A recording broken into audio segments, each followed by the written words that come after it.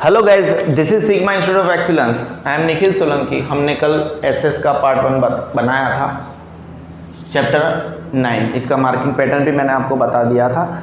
यहाँ से हमारा बाकी था रेमेडीज फॉर फॉरेस्ट कंजर्वेशन। मतलब क्या, जंगल को बचाने के उपाय। क्या आपके पास कोई उपाय है? अगर जंगल को बचाना है, कुल मिला के आप ट्रीज को बचाने की बात कर रहे हो, आप लकड़े को बचाने की बात कर रहे हो। अगर आप लकड़े का यूज नहीं करोगे तो जंगल कटेंगे नहीं। हम सीधा टू द पॉइंट आते हैं। हमारे पास वेस्ट करने के लिए टाइम है नहीं है।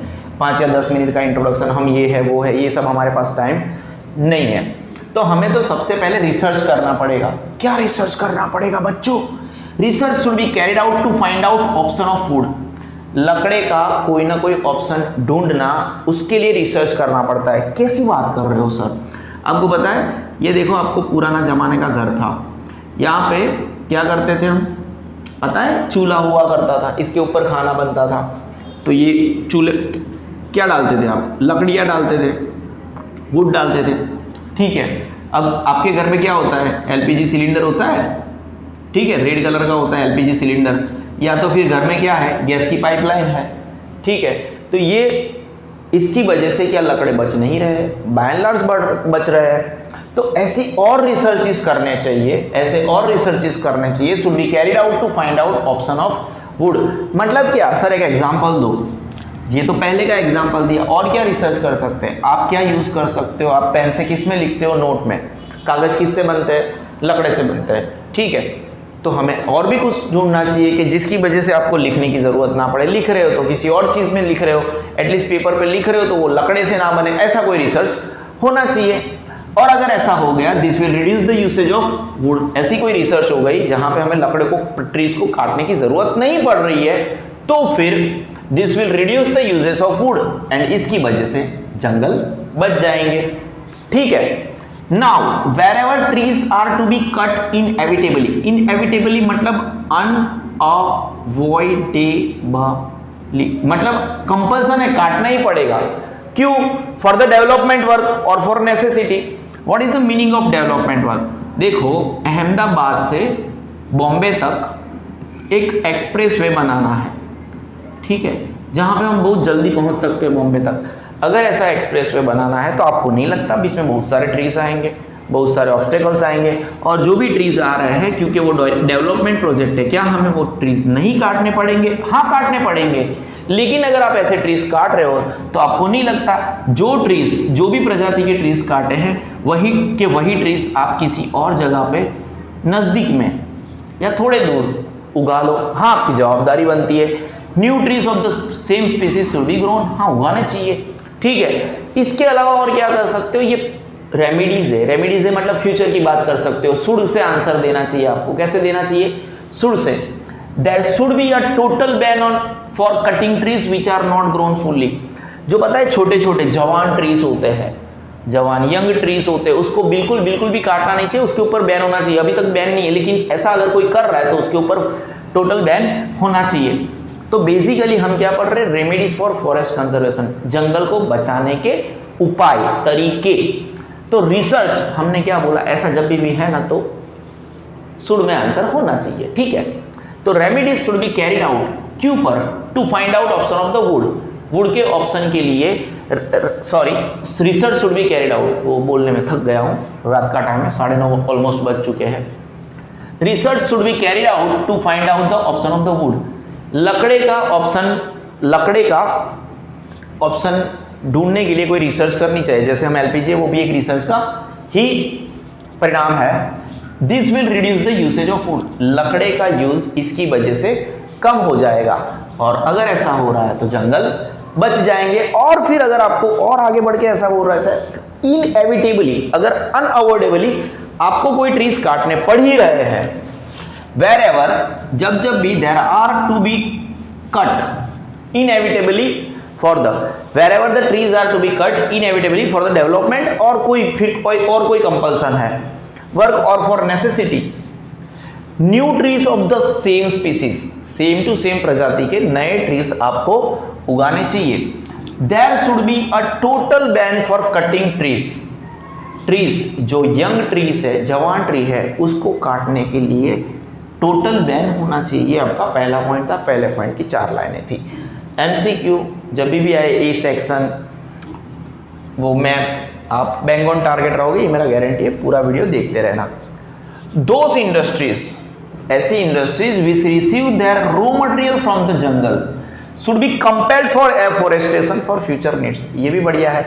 यहाँ पे हमने रिसर्च को, जो सबसे पहले वाला पॉइंट था, वहां पे हमने रिसर्च को इंपॉर्टेंस दिया। अब काफी सारी इंडस्ट्री है, बेसिकली इंडस्ट्रीज का रॉ मटेरियल जंगल से ही आता है, ठीक है, काफी सारी इंडस्ट्री का। तो जिनका रॉ मटेरियल जंगल से आ रहा है, कहां से आ रहा है? जंगल से आ रहा है। इन लोगों को क्या करना चाहिए? इन लोगों को एफोरेस्टेशन, देखो डिफोरेस्टेशन मतलब वन नाबूदी, डिफोरेस्टेशन मतलब क्या? वन नाबूदी। एफोरेस्टेशन मतलब क्या? वनीकरण। यानी आपको जंगल को बढ़ावा देना है। एफोरेस्टेशन मतलब क्या? जंगल को बढ़ावा देना है। वो लोग जंगल मतलब ट्रीज फ्रीज उगाएंगे, ज्यादा उगाएंगे।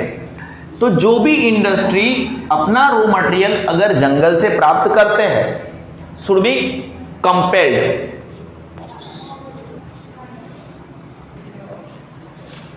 एफोरेस्टेशन मतलब उसको बढ़ावा देना, जंगल बढ़ते हैं, ठीक है, under the name of eco tourism. ये इको टूरिज्म क्या है?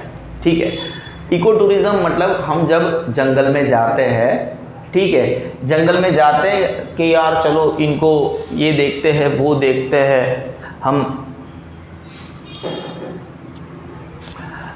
हम जब जंगल में जाते हैं मतलब ऐसे टूर करने के लिए जा रहे हैं, ठीक है, उनको बढ़ावा देने के लिए जा रहे हैं कि इनको बचाओ, कोई पर्टिकुलर एक मिशन पे गए कि हम इनको एडवर्टाइजमेंट करेंगे, इनको बचाने के लिए जा रहे हैं, हमारा एक कैंपेन है, और जो इको टूरिज्म हम कर रहे हैं, ठीक है, उसकी वजह से कोई फॉरेस्ट को नुकसान नहीं हो रहा है, ठीक है, and should be strictly controlled. Eco tourism के नाम पे हम जंगल में जब जाते हैं, कैंपिंग वैम्पिंग करते हैं, ठीक है ना, तो उनसे भी जंगल को नुकसान होता है। कोई कैंप फायर लग गई, ज़्यादा आग लग गई, ठीक है। बेसिकली आप 2 पॉइंट पढ़े अभी तक। Research should be carried out to find option of the wood. क्यों? इसकी वजह से वुड का यूज कम होगा। अगर इसकी वजह से वुड का यूज कम होगा तो जंगल भी बचेंगे। वेरेवर, जब भी trees are to be cut inevitably, अगर ट्रीज को इनएविटेबली कंपल्सरीली काटना है, क्यों? फॉर द डेवलपमेंट वर्क और for necessity, new trees of the same species should be grown, है ना, and there should be a total ban for cutting trees which are not grown fully. जो अच्छे से नहीं उगे गए हैं उनको काटना कंपलसरी है। Those industries which receive their raw material from the forest. दूसरा वाला पॉइंट है, इंडस्ट्री वाला पॉइंट है, पहले वाला रिसर्च वाला पॉइंट था, उसमें 4 लाइन आपको याद आ जाएगी। दूसरे वाले पॉइंट में क्या बोलना चाहता है? जो इंडस्ट्री है उनका रॉ मटेरियल अगर वो जंगल से ले रहे हैं, शुड बी कंपेल्ड, मतलब उनको फोर्स किया जाना चाहिए। क्या किया जाना चाहिए? फोर्स किया जाना चाहिए फॉर एफोरेस्टेशन। वो फ्यूचर नीड्स के लिए वनीकरण करे। क्या करे? वनीकरण करे, मतलब वो रॉ मटेरियल अगर उन्होंने ले लिया तो वापस ऐसे ट्रीज उगाओ। And under the name of eco tourism, मतलब जस्ट इको टूरिज्म कर रहे हैं भाई, हम जंगल में जाएंगे। हम भी 1-2 बार ऐसे टूर करने का सिग्मा में से प्लान कर रहे थे कि हम एक जंगल में जाए, वहाँ पे रात गुजारेंगे।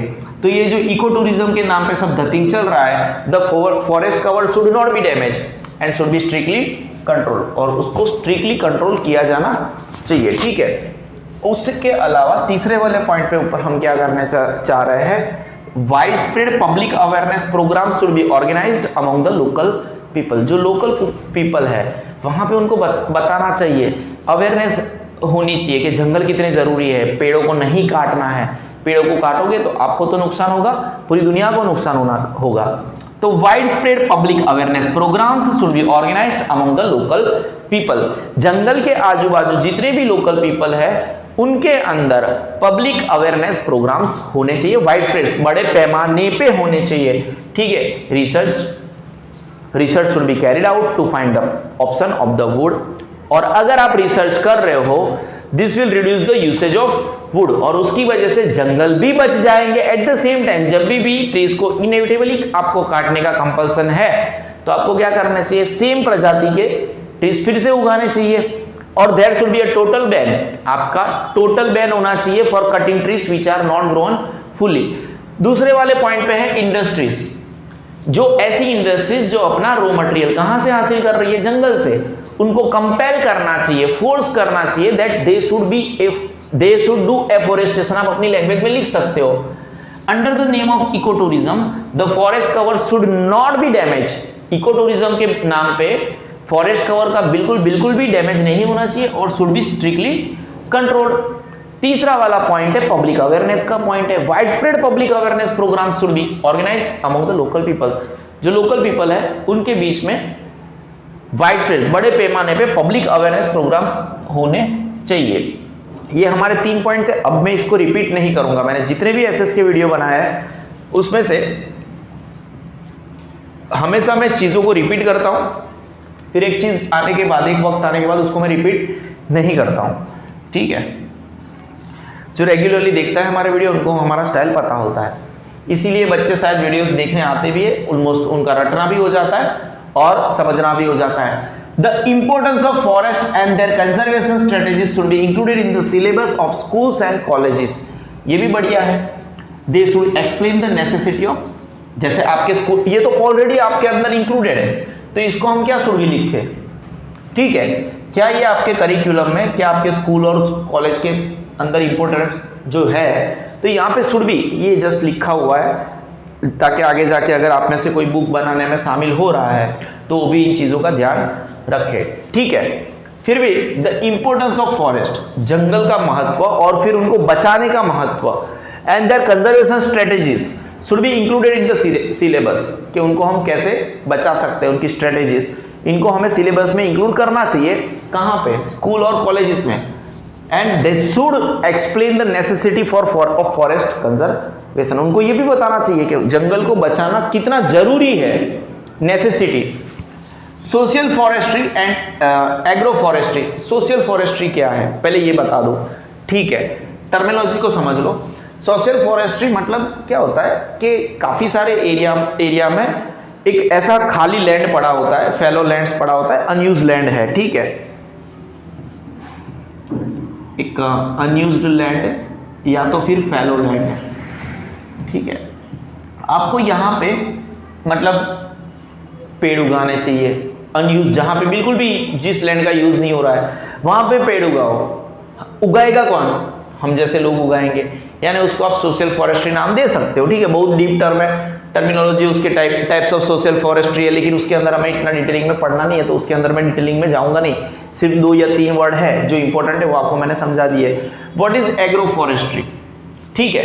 एग्रो फॉरेस्ट्री मतलब क्या, आपकी जो भी एग्रीकल्चर प्रोडक्ट है उसके साथ अगर ये जब भी हमें लकड़ियों की यूज क्यों कर पड़ती है, हमें जलाने के लिए यूज हो रही है, तो ऐसे ट्रीज भी उगाए जाए जिसके लिए आप पेड़ काटते हो, जिस यूज के लिए, ऐसे ही पेड़ अगर एग्रीकल्चर रिलेटेड है, एग्रीकल्चर आपकी जो प्रोड्यूस है उसके साथ ही उसको उगाया जाए पैरेलल में, ठीक है, तो उसको हम क्या बोल सकते हैं, एग्रो फॉरेस्ट्री, ठीक है, ठीक है। सोशल फॉरेस्ट्री और एग्रो फॉरेस्ट्री के बारे में हमने आपको ऊपर से बताया, ठीक है। इतना डिटेल में हम नहीं जा सकते क्योंकि फिर वो बहुत लंबा लेक्चर हो जाएगा। जस्ट एक सोशल फॉरेस्ट्री क्या होता है, एग्रो फॉरेस्ट्री क्या होता है, ऊपर से जानना आपके लिए जरूरी था। आपको क्या करना है, सोशल फॉरेस्ट्री और एग्रो फॉरेस्ट्री को भी डेवलप करना है। क्यों डेवलप करना है, और इंटेंसिवली डेवलप करना है by taking plant steps for the necessity of fodder and firewood। देखो अगर आपने इसको भी देखा, सोशल फॉरेस्ट्री हमने क्या बोला, जहां पे फैलो लैंड है, खाली लैंड है, ठीक है, जहां पे अगर आप कोई ट्रीज उगा सकते हो तो फिर वो सोशल फॉरेस्ट्री हो गया, वहां से आपको फॉडर और फायरवुड मिल जाएगा, ठीक है। और वो जो जंगल है, जंगल में आपको जाने की जरूरत नहीं पड़ेगी काटने के लिए। एग्रो फॉरेस्ट्री में भी हमने यही देखा, आप जो आपका एग्रो प्रोडक्ट्स ले रहे हो उसके साथ में अगर आप ऐसे कोई ट्रीज उगा सकते हो, ठीक है, तो आपका फॉडर और फायरवुड का काम हो जाएगा, ठीक है। तो मोर और लेस जो 2 पॉइंट अभी हम पढ़े, पहले 3 पॉइंट पढ़ चुके थे, वो हो गए रिसर्च वाला था। The importance of forest and their conservation, उसको स्कूल और कॉलेज के करिकुलम में इंक्लूड करना चाहिए, ऑलरेडी है ना, इसीलिए तो आप पढ़ रहे हो। एंड देयर कंजर्वेशन स्ट्रेटेजीज, ये इसको कैसे कैसे बचाना चाहिए वही तो पढ़ रहे हो आप, ठीक है, कंजर्वेशन स्ट्रेटेजी के बारे में ही पढ़ रहे हो। Should be included in the syllabus of schools and colleges, ठीक है, आप स्कूल में हो, आपके अंदर है, तो फिर कॉलेजेस में तो होगा ही होगा। They should explain the necessity of forest conservation, और ये जो स्कूल में जो भी चैप्टर है व्हाट एवर इट इज, वो नेसेसिटी है। Forest conservation is not necessity, not an optional, ठीक है। अगर आपको बचे रहना है, ह्यूमन रेस को बचे रहना है, मानव जात को बचे रहना है, तो जंगल हद से ज्यादा जरूरी है। Social forestry and agro forestry should be developed, क्यों डेवलप करना चाहिए, और वो भी इंटेंसिवली, एकदम इंटेंस तरीके से। Should be developed intensively by taking plant steps, intensively by taking plant steps. क्यों पर? क्योंकि हमें जो हमारे फॉडर और फायरवुड की जरूरत है उसको हम पूरा कर सके। वैसे हमें आजकल फायरवुड के लिए कम जरूरत है, पुरानी स्टोरी होगी, गांव में अभी भी चलता है फायरवुड। सोशल फॉरेस्ट्री और एग्रो फॉरेस्ट्री हमें क्यों डेवलप करना है, शुड बी डेवलप, वो भी इंटेंसिवली क्यों करना है, और with the by taking plant stems क्यों करना है, क्योंकि हमें फॉडर चाहिए। फॉडर तो पता है ना, घास चारा और फायरवुड, ठीक है, 1 2 3 ऑलरेडी ऊपर चले गए। In place of firewood, already हम इसको पढ़ चुके हैं, फायरवुड की जगह हमारे पास नए नए तरीके हैं। Firewood alternative options like solar energy, natural gas. Solar energy क्यों, सोलर कुकर था हमारे पास एक जमाने में, ठीक है ना, और नेचुरल गैस जो हम यूज करते रहते हैं, ठीक है। शुड बी इम्प्लीमेंटेड, सही बात है, पहले 3 चले गए थे और 3 के ऊपर हम पढ़ रहे हैं। The importance of forest and their conservation, school वाला है ये, है ना। Conservation strategies should be included in the curriculum, यानी कि syllabus of schools and colleges, और उसका जो कंजर्वेशन है वो एक नेसेसिटी वो बताना चाहिए। They should explain the necessity for of, ये जो कोर्स है, ये जो सिलेबस है, सिलेबस वो क्या बताना चाहिए, वो सिलेबस एक्सप्लेन करना चाहिए नेसेसिटी ऑफ फॉरेस्ट कंजर्वेशन, जंगल को बचाना क्यों जरूरी है, क्यों ही जरूरी है, वो सिलेबस बताना चाहिए। ये दे किससे रिलेट कर रहा है, ये सिलेबस एक्सप्लेन करना चाहिए, ठीक है। हम आगे बढ़े। सोशल फॉरेस्ट्री और एग्रो फॉरेस्ट्री को आपको डेवलप्ड करना चाहिए, शुड बी डेवलप्ड, वो भी इंटेंसिवली, इतना स्ट्रॉन्ग तरीके से डेवलप करना चाहिए बाय टेकिंग प्लांट स्टेप्स। क्यों, आपको क्यों चाहिए, क्योंकि necessity of fodder and firewood है। छठे वाला पॉइंट, ये जो फायरवुड है, in place of firewood alternative options like solar energy, natural gas etcetera should be implemented. आपने पहले भी 2 देखे थे, उसके बाद में एक लाइन था, दूसरे 2 देखे उसके बाद में भी एक लाइन। हम आगे बढ़ते, अब इसको रिपीट नहीं करेंगे, इट्स ओके। फॉरेस्ट रिसोर्सेज, ये जो जंगल के रिसोर्सेज होते हैं, फॉरेस्ट रिसोर्सेज होते हैं, शुड बी यूज स्पेरिंगली, मतलब सोच समझ के यूज करना चाहिए। कैसे यूज करना चाहिए, सोच समझ के। And in order to make the process of tree growth faster and healthier, अगर आप जो ट्री उगा रहे हो उसका जो ग्रोथ है उसको फास्टर और हेल्थियर करना है, आप क्या कर सकते हो उसके लिए, इन्फेस्टेड ट्रीज। आपको पता है इसका मतलब क्या होता है, बीमार ट्री। कैसा, बीमार ट्रीज, मतलब कोई बीमारी हो गई है, इन्फेक्टेड है, कैसे भी तरह, और वो अगर बीमार है उसको ऐसे रहने दो तो दूसरे ट्रीज को भी बीमार पड़े कर देगा, ठीक है। शुड बी रिमूव, आपको क्या करना है, इन्फेस्टेड ट्रीज को रिमूव करना है। Forest fire causes heavy damage to जंगल, बराबर है, तो अ सेपरेट सिस्टम और a force at national level should be created for dousing the fire. अगर गलती से जंगल में आग लग गई तो जंगल को बड़ा नुकसान करेगा, एक तो लकड़े जलने के वजह से कार्बन डाइऑक्साइड, और हमारा जो लकड़ा जल गया है इंपॉर्टेंट, तो ट्रीज कम हुए, वो भी कार्बन डाइऑक्साइड के लेवल में बढ़ोतरी करेगा, तो डबल मार हो जाती है। अगर जंगल में आग लग रही है तो आप 2 तरीके से परेशान हो रहे हो, जलने की वजह से कार्बन डाइऑक्साइड तो जा ही रहा है, एज वेल एज जो ट्री कट गए, जब जल गए तो वो भी फ्यूचर में नुकसान करेंगे, कार्बन डाइऑक्साइड का लेवल बढ़ जाएगा, और कार्बन डाइऑक्साइड तो ग्रीन हाउस गैस है, वो तो हमने आपको पहले ही बताया।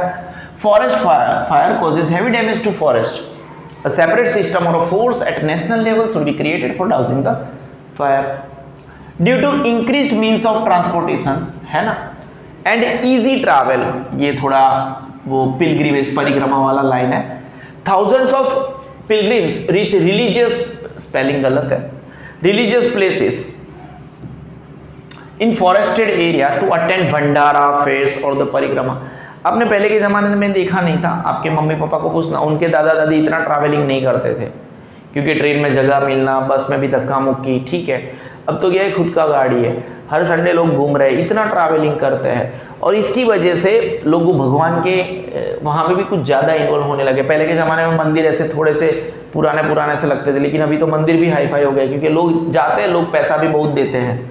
तो भंडारा, मेले और परिक्रमा, सर्कुलर परिक्रमा होती है, जैसे गिर के जंगल में होती है ना, लिली परिक्रमा उसको बोलते हैं, बहुत टफ होती है, लेकिन वो परिक्रमा ऐसे सर्कुलर वे में होती है। गिर के जंगल के बारे में आपने पढ़ा है, ठीक है। और गिरनार के आजू बाजू लिली परिक्रमा होती है, गूगल कर लेना। At that time the litter should be clear properly, उस वक्त, otherwise the forest are populated, वहाँ पे ये जो थूक थाक होती है, ठीक है ना, उसको अच्छे तरीके से साफ किया जाना चाहिए, नहीं तो जंगल पॉल्यूट हो जाएंगे। An area should be demarcated and reserve for animal pasture. अगर कोई एनिमल पास्चरिंग एक्टिविटी हो रही है, इसके काफ़ी सारी जगह पे एनिमल पास्चरिंग बैन है हिमालय रीजन्स में, उसका एक नुकसान भी वो हम जब पढ़ेंगे तब उसके बारे में चर्चा करेंगे, जो जिस पर्टिकुलर चैप्टर में हमें पढ़ना है, ठीक है। तो ये एनिमल पास्चरिंग, और एक हल्की सी मेरे से गलती हो गई, वैसे स्पेलिंग में गलती नहीं हो रही है, वो रिलीजियस थोड़ा ओवर कॉन्फिडेंस में मैं बोल गया, यहाँ पे बहुत सारी मिस्टेक्स होती है तो ऐसे बोल गया। रिलीजियस का स्पेलिंग सही है ना, ठीक है। ये पर्टिकुलर जगह पे हम क्या बोले, रेमेडीज फॉर फॉरेस्ट कंजर्वेशन हम पढ़ रहे थे, जहाँ पे सबसे पहले वाला point, research should be carried out to find the option of wood, ठीक है, ये एक चीज़ हो गया। दिस विल, उसकी वजह से क्या होगा, वुड का यूसेज कम होगा एंड जंगल उसकी वजह से बचेंगे बाय एंड लार्ज। और जब भी अगर आपको पेड़ इनएविटेबली काटने की ज़रूरत पड़ रही है, अगर गलती से भी, क्यों, डेवलपमेंट के लिए, या तो फिर कोई नेसेसिटी है, सेम प्रजाति के न्यू ट्रीज उगा दो, कोई इश्यू नहीं है, ठीक है। और there should be total ban, अगर कोई नए ट्रीज है, ठीक है, जवान यंग ट्रीज है, तो उसको काटने के ऊपर टोटल बैन होना चाहिए। सेकंड वाला पॉइंट हमारा क्या था, जो इंडस्ट्रीज अगर रॉ मटेरियल जंगल से ले रही है तो एफॉरेस्टेशन के लिए उनको कंपेल करना चाहिए। क्या करना चाहिए, कंपेल करना चाहिए। और under the name of eco tourism, वहां पे जाते हैं जंगल में लोग और अपना कलर करते हैं, और the forest cover should be controlled strictly. Wide spread public awareness programme should be organised among the local people. तीसरे वाला पॉइंट अवेयरनेस का, the importance of forest and their conservation strategies should be included in the syllabus of school and colleges. और they should explain, जो भी course है, syllabus है, they should explain the necessity of forest conservation. उसके बाद में पांचवा वाला पॉइंट है social forestry and agro forestry should be developed intensively by taking plant steps. क्यों पर, क्योंकि आपको for necessity of fodder and firewood. अब फायरवुड की बात निकली है तो नेक्स्ट लेवल तक जब क्या हो, in place of firewood alternative options like solar energy, natural gas etcetera should be implemented. Forest resources should be use sparingly. अगर आपका कोई फॉरेस्ट रिसोर्सेज है उसको बहुत अच्छे से सोच समझ के यूज करना चाहिए। In order to make the process of tree growth faster and healthier, infested मतलब बीमार ट्रीज को आपको क्या करना है, काट देना चाहिए। Should be remove forest fire cause heavy damage to forest. A separate system or a force at national level should be created for dousing of fire. Due to the increased means of transportation, आजकल लोग बहुत सारी परिक्रमा भी करते हैं, ठीक है ना, ट्रैवलिंग ज़्यादा करते हैं। An area should be demarcated and reserved for animal pasturing. Wild life diversity है, आज हम यहाँ तक ही पढ़ेंगे, यहाँ तक, ठीक है, समझ रहे हो। तकरीबन और 15-20 मिनट होगी, क्योंकि यहाँ पे एक दो चीज़ और पहले तो ओवर कॉन्फिडेंस में वो रिलीजियस का स्पेलिंग मैंने बोला गलत है, लेकिन अब ये ओवर कॉन्फिडेंस नहीं होगा। ये जैसे असली नाम है, आप इसको कर सकते हो गूगल, इसको बोलते केओलादेओ। वैसे केवलादेव ऐसा बोलते हैं उसको, देओ है वो नेशनल पार्क है, और ऐसे ही एक्चुअली आधा नाम है, ठीक है ना। अगर आप गूगल करोगे तो आपको इसका पूरा नाम आएगा। ये पहले भरतपुर सेंचुरी अभ्यारण्य भरतपुर बर्ड सेंचुरी हुआ करता था, अभ्यारण्य हुआ करता था, जो आप अभी केवलादेव क्या बोलते हैं इसको, अगर आप ऐसे लिखने चाहो गुजराती में केवलादेव, वो उसके हिसाब से ये सही है, लेकिन अगर आप पर्टिकुलरली नेशनल पार्क के प्रॉपर नाउन है उसके हिसाब से अगर आप गूगल करोगे, जहाँ पे उनका ओरिजिनल बोर्ड है वहाँ पे देओ नाम है। क्या नाम है? देओ नाम है। वैसे केवलादेव नेशनल राष्ट्रीय उद्यान है, ये क्या है? राष्ट्रीय उद्यान है, राजस्थान में आया है, भरतपुर में आया है, ठीक है। और नर सरोवर वो गुजरात में आया है। क्यों आया ये सब चर्चा हम बाद में करेंगे, बाद में मतलब अभी करेंगे, जस्ट ये बता रहा था क्या चीज़ है। डाइवर्सिटी की बात करते हैं। जैसे आपके घर में ज़्यादा से ज़्यादा कितनी डाइवर्सिटी होती है? एक तो आप खुद रहते हो, ह्यूमन रहते हो, ठीक है। फिर डाइवर्सिटी में अगर देखने जाए तो एक छिपकली रहती होगी, ठीक है। और क्या होता है? कॉकरोच रहता है आपके घर में। और क्या रहता है? हाँ, मतलब अगर देखने जाए तो एटलीस्ट 5 या 10 प्रजाति तो रहती होगी, है ना। फिर आपने वो कुत्ता पाल के रखा है, टॉमी, साड़ा कुत्ता, तोड़ा कुत्ता, टॉमी, ऐसा कुछ रहता है, बोलते रहते हैं। फिर आपने खरगोश पाल के रखा होता है, आपने सांप पाल के रखे होते हैं 2-3। There is a large diversity in climate. अभी तो पहले हम एनिमल्स की जगह क्लाइमेट की बात कर रहे हैं। व्हाट इज अगर फिजियोलॉजी और भारत में क्लाइमेट की, पहले तो क्लाइमेट मतलब 25 साल, एटलीस्ट 25 या 25 साल की इतिहास बोल रहे हैं क्लाइमेट क्या है। तो अगर आपको हम बोले जम्मू एंड कश्मीर का क्लाइमेट क्या है, तो आपके दिमाग में सीधा ऐसे बर्फबारी आ जाएगी। क्या आ जाएगी? बर्फबारी। आपको ऐसा पूछा जाए राजस्थान का क्लाइमेट क्या है, तो आप क्या बोलोगे? यार बहुत गर्मी पड़ती है, ठीक है। अगर आप साउथ के क्लाइमेट के बारे में बात करो तो बोलोगे हॉट एंड ह्यूमिड है, मतलब बरसात भी होती रहती है हल्की सी, ठीक है। तो क्लाइमेटिक कंडीशन आपको पिछले 25 साल के इतिहास के बारे में पता चलता है। फिजियोग्राफी भी अलग अलग है, जम्मू एंड कश्मीर की फिजियोग्राफी अलग है, राजस्थान की फिजियोग्राफी अलग है, गुजरात की फिजियोग्राफी अलग है, ठीक है। तो there is a large diversity in climate and physiography in India. और ये जो जियोग्राफिकल कंडीशन है, due to this geographical diversity a large variation is seen among the insects. मतलब जो कीड़े जम्मू एंड कश्मीर में दिखेंगे वो राजस्थान में नहीं दिखेंगे, जो राजस्थान में दिखेंगे वो गुजरात में नहीं दिखेंगे, जो गुजरात में दिखेंगे वो साउथ इंडिया में नहीं दिखेंगे। तो हर जगह पे, क्योंकि क्लाइमेटिक कंडीशन अलग अलग है, जियोग्राफिकल कंडीशन अलग अलग है, तो उनके जो आदतें होगी, उनके एकस्टम होने के तरीके होंगे वो भी अलग अलग होंगे। फिर बर्ड्स भी आपको अलग अलग स्टेट में अलग अलग दिखेंगे, एनिमल्स भी अलग अलग दिखेंगे, तो एज सुन वेजिटेशन भी अलग अलग दिखेंगे। जो राजस्थान से बिलोंग करते हैं उनको पता है वहाँ पे किस प्रकार की वेजिटेशन होती है, ठीक है। तो देर आर अबाउट, अगर पूरी दुनिया की बात करें, अप्रोक्सीमेटली नंबर है, कोई गिनने नहीं गया है, देर आर अबाउट 15 लाख। काफ़ी सारी चीज़ तो हमने अभी अर्थ के ऊपर एक्सप्लोर भी नहीं की है, तो ऐसे श्योर शॉर्ट कैसे बोल सकते हैं 15 लाख स्पीसीज है, मे भी पॉसिबल 30 लाख स्पीसीज हो, ठीक है, ठीक है। बट फिर भी हम समझ लेते हैं जो बुक्स में लिखा है, पूरी दुनिया में 15 लाख स्पीसीज है of animals and birds in the world. इसमें से 3-4 स्पीसीज तो आपके घर में ही रहते हैं, ह्यूमन, ठीक है, फिर कॉकरोच वगैरह वगैरह। तो किस मुद्दे पे बात कर रहे हैं आपको पता चल गया होगा। और इसमें से भारत में देखो, ये सब चीज़ें, भारत की चीज़ें याद रखने की इतनी आसान हो गई है। हम कभी भी किसी की शादी में वो चांदला करते हैं, कवर देते हैं, तो वो ऐसा ही देते हैं 251 का, ठीक है। तो मैंने अभी एक शादी गई थी, हमारी ओल्ड स्टूडेंट है, उसकी शादी में अभी चांदला किया था, 81,251 का चांदला किया था। कितना किया था? 81,000। अभी 2 वीक पहले ही शादी गई, तो कितना कवर में कितना रुपया भरा था? ऐसे थप्पी की थप्पी लग रही थी, मतलब क्योंकि 100 की नोटें थी, एकदम जाड़ी थप्पी थी। कितना?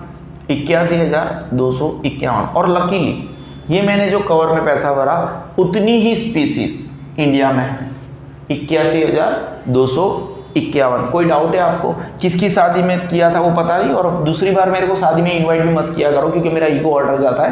मैं 400-500 रुपये डालता नहीं हूँ कवर में, सीधा 1-2-3-4 लाख की बातें करता हूँ, ठीक है, समझ रहे हो आप। तो भारत में कितनी प्रजाति है एनिमल और बर्ड्स की? 81,251। बड़ा ईजी है। India stands 12th in the world in terms of biodiversity. गजब, मतलब क्या? ये 12th, जैसे किसी देश में 1,50,250 प्रजातियां हैं। प्रजाति के बारे में मैंने बताया भाई, ऐसा नहीं है एक ह्यूमंस है, एक चिपकली है, फिर कुत्ता है, मतलब आप समझ रहे हो ना। तो किसी देश में अगर ये है तो मेरे हिसाब से ये फर्स्ट रैंक है। फिर सेकंड रैंक क्या हुआ, 1,49,140, ये सेकंड रैंक पे।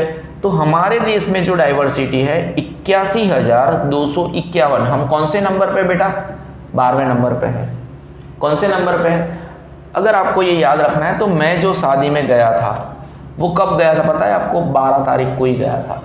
कौन सी तारीख को गया था, 12 एग्जैक्ट 12 तारीख को मैं ये शादी में गया था, और उस तारीख को मैंने 81,251 रुपये मैंने चांदला किया था। याद रहेगा आपको, क्यों याद नहीं रहेगा, आपके सर ने इतना बड़ा चांदला किया है। Now animals from Asia, Europe and Africa are seen in India. Bharat देश में सब कुछ, ये अलग अलग देश से प्रजाति तो आई थी, मतलब इंसान तो आए थे, लेकिन ऐसा लग रहा है ये लोग भी घूमने आए थे। पूरे एशिया से एनिमल्स हमारे देश में घूमने आए होंगे, यूरोप से भी घूमते घूमते हमारे देश में आ गए होंगे, और अफ्रीका से भी आ गए थे। तो हमारे देश में हर एक प्रकार के एनिमल्स दिखते हैं। जैसे अफ्रीकन जरक, गूगल कर देना फोटो, कैसा लगता है अफ्रीकन जरक। यूरोपियन वुल्फ कैसा लगता है, गूगल कर लेना। वाइल्ड बकरियां कैसी लगती है, उसको भी गूगल कर लेना। कश्मीरी डियर कैसे लगते हैं, एलिफेंट्स नहीं देखे होंगे आपने, wow. Gibbons from South East Asia etcetera are found here. Bharat में ये सब पाए जाते हैं। और ये जो बायोडाइवर्सिटी की अगर हम बात करते हैं of India, includes black bear, ठीक है। देन वन हॉर्न, एक हॉर्न वाला राइनो, ठीक है। उसके अलावा अगर हम बात करें डियर मतलब हरण, और अलग अलग प्रकार के स्नैक। वैसे भी हमारे देश में नागों की कमी कहाँ है, हर एक जैसे ही किसी को दूध पिलाते वो डसने आ जाता है, ठीक है। तो हमारे देश में स्नैक्स की कमी ही नहीं है। पीकॉक, गोरड़, bustard, hawk, kingfisher, flamingo etcetera, ये सब हमारे देश में पाए जाते हैं, ठीक है। The snow leopard in Himalayas and the red panda found at the same altitude are distinguished animals here। मतलब सेम एल्टीट्यूड, एक ही हाइट पे आपको स्नो लियोपार्ड भी पाए जाते हैं और रेड पांडा, और इतने डिस्टिंग्विश्ड है, इतने अलग थलग है, समझ रहे हो। ये इनकी खासियत है, भारत की खासियत है। Currently India is the only country in the दुनिया, भारत दुनिया का एक ऐसा एकमात्र देश है जहां पे लायन, एक सेकेंड,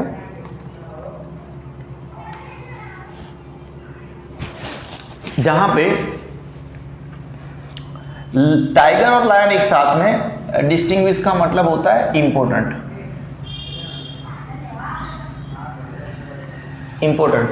ठीक है। Currently India is the only country in the world जहां पे टाइगर और लायन आपको एक साथ में पाए जाते हैं इन नेचुरल अबोर्ड्स, मतलब कुदरती घर में, ठीक है, वो मतलब ठीक है।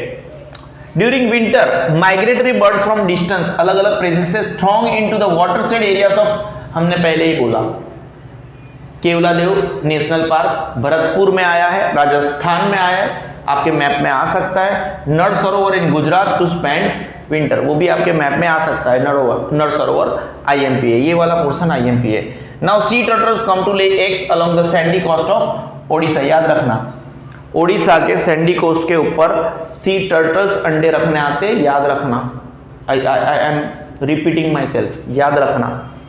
Indian python, various snakes and king cobra are found in the southern rain forest, है ना, ठीक है। Wildlife diversity, there is a large, हम फिर से रिपीट कर रहे हैं क्योंकि एक बार हमने उसको स्पीड में पढ़ाया। There is a large diversity in climate and physiography in India, Bharat में क्लाइमेट और फिजियोग्राफी के हिसाब से बहुत डाइवर्सिटी है, ठीक है। हमने वो ऑलरेडी उसके एग्जांपल लिए। पहले वाला पॉइंट क्या है, there is a large diversity in climate and physiography in India, और इसकी वजह से जियोग्राफिकल आप बात कर सकते हो कि जियोग्राफिकल डाइवर्सिटी है। तो due to this geographical diversity, ये जो जियोग्राफिकल डाइवर्सिटी की अगर आप बात कर रहे हो, अ large variation is seen among the insects, जो कीड़े मकोड़े है, बर्ड्स है, एनिमल्स है, वेजिटेशन है। Insects, birds, animals and vegetation, जिसको भी आपको याद आ सकता है वो चारों चीजें लिखनी है, insects, birds, animals and vegetation. ये जो जियोग्राफिकल डाइवर्सिटी है उसकी वजह से इन चारों चीजों में भी डाइवर्सिटी हमें देखने को मिलती है। जैसे अगर आपको डाइवर्सिटी की बात कर रहे हैं, ऊंट आपको जनरली कहाँ पे देखने को मिलते हैं? राजस्थान में देखने को मिलते हैं, आपको जनरली किसी और जगह पे देखने को नहीं मिलते ऊंट। ठीक है, आप समझ रहे हो ना डाइवर्सिटी की बात कर रहे हैं हम। देयर आर अबाउट, अभी इस डाइवर्सिटी की बात निकली है तो दूर तक जाएगी। पूरी दुनिया में टोटल 15 लाख स्पीसीज है of animals and birds in the world, और ये जो एनिमल्स और बर्ड्स है उसकी जो 15 लाख स्पीसीज है उनमें भारत में कितनी पाई जाती है? 81,251। और विद दिस नंबर, ये जो डाइवर्सिटी वाला नंबर है, इतनी स्पीसीज के साथ भारत 12वें नंबर पे है। कौन से नंबर पे है? इन the world in terms of biodiversity. अब इंडिया में कौन कौन पाया जाता है? तो इंडिया में पूरे एशिया के एनिमल्स, यूरोप और अफ्रीका के, हर एक जगह के, यूरोप, एशिया और अफ्रीका, 3 कंटिनेंट के एनिमल्स हमारे देश में पाए जाते हैं। कौन से? 3 कंटिनेंट। हम खुद एशिया से है, तो एशिया के एनिमल्स, ठीक है, यूरोप के animals as well as Africa के एनिमल्स भी हमारे देश में पाए जाते हैं। ये बायोडाइवर्सिटी की हम बात कर रहे हैं। नाउ हमारे देश में अगर एनिमल्स की बात कर रहे हो तो अफ्रीका से कौन? अफ्रीकन जराफ हमारे देश में पाया जाता है। यूरोप की बात कर रहे हो तो यूरोपियन वोल्फ हमारे देश में पाया जाता है। जंगली बकरियां, Kashmiri deer, elephants and gibbons from South East Asia, यह है ना, gibbons from South East Asia are found here, ये यहाँ पे पाए जाते हैं। ठीक है, now the biodiversity of India, Bharat की बायोडाइवर्सिटी की बात करें तो यहाँ पे बियर मतलब भालू, तो काला भालू, वन हॉर्न राइनो, ठीक है, राइनो का मतलब नाकी होता है, राइनोप्लास्टी हम करवाते हैं, उसके बारे में हालांकि चर्चा नहीं करना है। फिर डियर, हरण, डिफरेंट टाइप्स ऑफ स्नेक्स, अलग अलग प्रकार के नाग, फिर पीकॉक, गोराट जिसको हम बस्टार्ड बोलते हैं, हॉक, किंगफिशर, फ्लेमिंगो भी यहाँ पे भारत की बायोडाइवर्सिटी में पाया जाता है। कौन कौन भारत की ब्लैक बियर, ठीक है, black bear, one horn rhino, फिर deer, different types of snacks, फिर पीकॉक, गोरार्ड्स यानी बस्टर्ड, हॉक, किंगफिशर और फ्लेमिंगो। ये भारत की बायोडाइवर्सिटी है। किसकी? भारत की। Black bear, one horn rhino, deer, different types of snacks, peacock, गोरार्ड्स, हॉक, किंगफिशर एंड फ्लेमिंगो। ठीक है, कितने सारे? 1 2 3 4 5 6 7 8 9, ये वैसे तो बहुत सारी है, 81,251, लेकिन हमने जो बायोडाइवर्सिटी है उसको 9 तक सीमित रखा। ठीक है, पहला तो जो है, अगर बायोडाइवर्सिटी की बात कर रहे हो तो आई को निकाल दिया, उसके अलावा बर्ड्स का स्पेलिंग है। क्या है? आई को निकाल के बर्ड्स का स्पेलिंग है। ठीक है, और ये जो बर्ड्स थे वो पेइंग गेस्ट थे। पेइंग गेस्ट समझते हो? पीजी में रहते हैं, जो पे करके रहते हैं, हम हमारे लिए बना रहे हैं, ठीक है ना। और HKF, इसको याद रख लेना, कैसे भी करके अपने आप से निमोनिक सेट कर लेना। ठीक है, हमने आपको बताया ये क्या होता है। बी से black bear, one horn rhino, D deer, S different types of snacks, P for peacock, G for गोरार्ड्स, hawk, K for kingfisher, F for flamingo. ठीक है, हम आगे बढ़ गए। आप समझ रहे हो, हमने अभी तक आपको ऑलमोस्ट पैराग्राफ रटवा दिया। द स्नो लियोपार्ड, अब यहाँ पे हिमालय में स्नो लियोपार्ड भी मिल जाता है एंड रेड पाम। एल्टीट्यूड मतलब हाइट, एल्टीट्यूड मतलब सेम हाइट पे आपको स्नो लियोपार्ड भी मिल जाता है और रेड पांडा भी मिल जाता है, तो वो इंपॉर्टेंट एनिमल्स है। यहाँ पे डिस्टिंग्विश मतलब क्या? इंपॉर्टेंट एनिमल है आपके लिए, महत्वपूर्ण समझ लो, हिंदी समझना है तो। And currently Bharat is the only, आज की तारीख में भारत एक ऐसा अकेला देश है जहां पे आपको लायन और टाइगर अपने नेचुरल अबोर्ड्स में पाए जाएंगे। ठीक है, नेचुरल घर में। इसके अलावा during winter migratory birds from अलग अलग दूर दूर के places throng into watershed area. Watershed जो एरिया होता है कहां पे? केवलादेव नेशनल पार्क, जो भरतपुर में आया है, राजस्थान में आया है। मैंने स्पेलिंग करेक्ट किया, वो रिलीजियस जैसा नहीं है, वहां पे मैं बहुत गलत हो चुका था। Nalsarovar in Gujarat to spend winter. फिर ओडिशा में कौन आएगा? Sea turtles come to lay egg, अंडे रखने के लिए sandy beaches of sandy coast of Odisha. फिर Indian python, various snakes and the king cobra are found in the southern rain forest. क्या आपको लगता है मुझे एक और बार रिवाइज करना चाहिए? ठीक, श्योर नहीं लगता है? ठीक है, आई होप मैंने अच्छे से पढ़ा है। फिर भी मैं अंदर से सेटिस्फाई नहीं हूँ इस पेज के लिए, इस पर्टिकुलर में और एक बार आपको क्विक रिवाइज कर देता हूँ। सबसे पहले there is a large diversity in climate and physiography in India. और अगर ऐसा है तो due to this geographical diversity large variation is seen among the, चार लोग, insects, birds, animals and vegetation, चार thing. There are about, diversity की बात हो रही है ना, there are about 15 lakh species of animals birds in the world. और आउट ऑफ दिस, इनमें से 15 लाख में से भारत में कितनी पाई जाती है? 81,251 species are found in India. इस नंबर के साथ India ranks 12th in the world in terms of biodiversity. और अगर बायोडाइवर्सिटी की बात कर रहे हो तो भारत में कितने कंटिनेंट से एनिमल्स आपको पाए जाते हैं? Asia, Europe and Africa are seen in India. Bharat में अफ्रीकन जराफ पाए जाते हैं, गूगल कर लेना आप फोटो। यूरोपियन वुल्फ पाए जाते हैं क्योंकि हमने कंटिनेंट की बात करी है। वाइल्ड गोट, फिर Kashmiri deer, elephants and gibbons from South East Asia हमारे देश में पाए जाते हैं।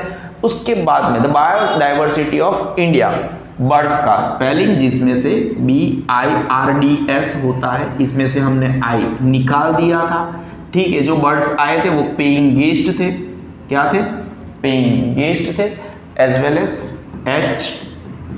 HKF। ठीक है, बी मतलब क्या? सबसे पहले black bear, one horn rhino, deer, different types of snacks, P for peacock, गोरार्ड जिसको बस्टार्ड बोलते हैं, H for hawk, kingfisher, flamingo. Now एक इंपॉर्टेंट थिंग है, the snow leopard in Himalayas and the red panda found at the same altitude are important animals here. ठीक है, currently India is the only country in the world where tiger and lion are seen moving in their natural abodes during winter. Migratory birds आते हैं, कहाँ पे आते हैं? Keoladeo national park में आते हैं। ठीक है ना, बीच में एक वर्ड मिसिंग है but it's okay. Bharatpur Rajasthan में आया है और नरसरोवर गुजरात में आता है। उड़ीसा के सैंडी कोस्ट के ऊपर सी टर्टल्स अंडे रखने के लिए आते हैं, as well as Indian python, various snakes and king cobra are found in the southern state. आगे वाला प्रोसेस हम कल पढ़ेंगे। Thank you, goodbye, good night.